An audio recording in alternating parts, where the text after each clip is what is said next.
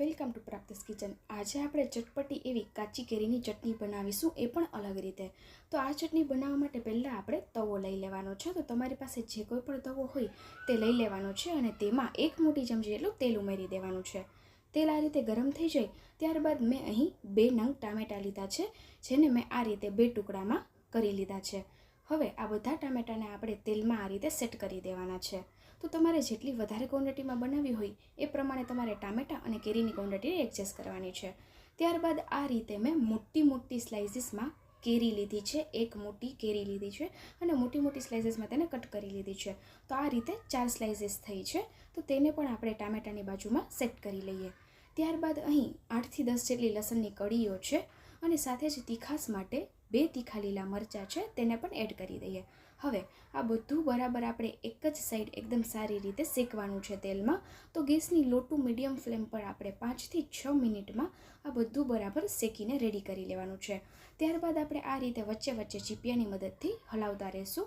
તો અહીં ગેસની મીડિયમ ફ્લેમ પર આપણે આ પ્રોસેસ કરી લેવાની છે અને વચ્ચે આ રીતે હલાવતું રહેવાનું છે, જેથી કરી આ બધી વસ્તુઓ છે તે એકદમ સારી રીતે બધી સાઈડથી શેકાઈ જાય। તો અહીં જોઈ શકો છો 5 થી 6 મિનિટ જેવો સમય થયો છે। જોઈ શકો છો ટામેટાં અને કેરી બંને એકદમ સારી રીતે સેટ થઈ ગયા છે અને શેકાઈ પણ ગયા છે અને લસણની કળીઓનો કલર પણ તમે જોઈ શકો છો, થોડો ગોલ્ડન બ્રાઉન થઈ ગયો છે। તો અહીં બધું બરાબર શેકાઈ ગયું છે।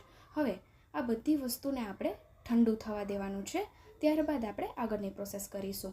તો એક આપણે પ્લેટમાં કાઢી લઈએ, જેથી કરી બધું ફટાફટ ઠંડુ થઈ જાય। ત્યારબાદ આપણે એક મિક્સર જાર લઈ લેવાનું છે અને તેમાં કેરીની છાલનો ભાગ કેરીથી અલગ કરી લેવાનો છે। તો આ રીતે ચમચીની મદદથી કેરીને સ્કૂપ કરી લેવાની છે।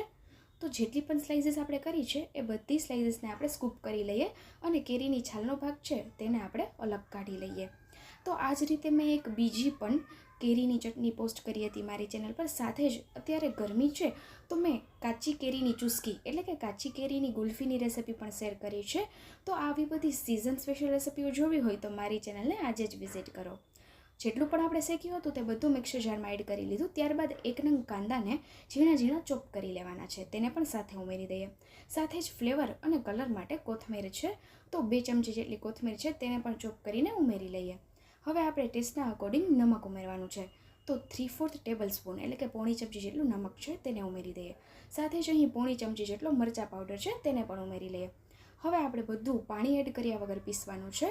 તો આ રીતે એકદમ સરસ તેની પેસ્ટ થઈ જશે। જોઈ શકો છો કેટલો સરસ કલર આવ્યો છે અને એકદમ સરસ લસણના લીધે સ્મેલ પણ આવે છે।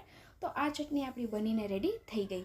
તો લો, મારી આ ચટપટી રેસિપી તો રેડી છે, જે છે ટામેટાં અને કાચી કેરીની ચટણી। તમે ક્યારે બનાવો છો મને કમેન્ટ સેક્શનમાં ચોક્કસથી જણાવજો। સાથે જ આવી બીજી રેસિપીઓ જોવી હોય તો પ્રાપ્તિસ કિચનને આજે જ વિઝિટ કરો, જેમાં તમને ફરાળી રેસિપી, ડાયટ સ્પેશિયલ રેસિપી અને સિઝન સ્પેશિયલ હેલ્ધીની સાથે અનોખી રેસિપીઓ પણ મળી રહેશે। તો આવી બધી ચટપટી રેસિપી સાથે આપણે પ્રાપ્તિસ કિચન પર ફરી મળીશું। Bye, thanks for watching.